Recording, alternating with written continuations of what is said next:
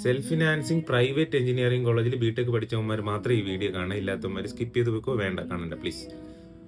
അപ്പോൾ അത് വേണ്ടാന്ന് പറഞ്ഞതിൻ്റെ വേറൊന്നും കൊണ്ടല്ല, നമുക്കൊരു അപകർഷതാബോധം വന്നാലോ, നമ്മൾ പഠിച്ചിട്ടില്ല, തോറ്റുപോയവരാണ്, നമ്മൾ തോറ്റുപോയവരാണ്, പക്ഷെ ഗുണ്ടകളല്ല. അപ്പോൾ സത്യം പറഞ്ഞു കഴിഞ്ഞാൽ എനിക്ക് പറയാനായിട്ടുള്ളത്, ഈ എഞ്ചിനീയറിംഗ് ബിടെക് കേരളത്തിൽ ഇത്രയും പ്രൊമോട്ട് ചെയ്യുന്നത് നമ്മളെപ്പോലെ പാവപ്പെട്ട സെൽഫ് ഫിനാൻസിങ് കോളേജ്, പ്രൈവറ്റ് കോളേജിൽ പഠിച്ചവരാണ്.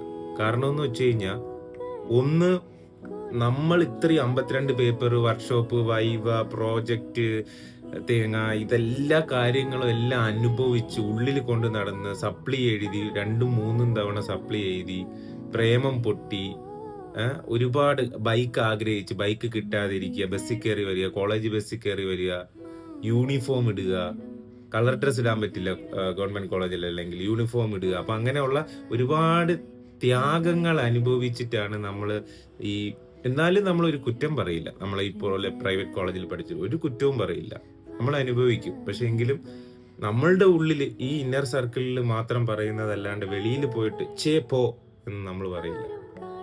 അതാണ് നമ്മുടെ ബ്രാൻഡ്, അതായത് നമ്മുടെ ബിടെക്കിനോടുള്ള ഒരു ഇഷ്ടം, അഭിനിവേശം. ഇപ്പൊ യഥാർത്ഥത്തിൽ നമ്മളാണ് പോരാളികൾ, നമ്മൾ ഓരോരുത്തരുമാണ് പോരാളികളല്ല, പോരാളികൾ.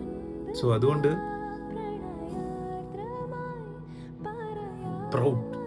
പ്രൗഡ് ബിടെക്, നമ്മളാണ് യഥാർത്ഥം.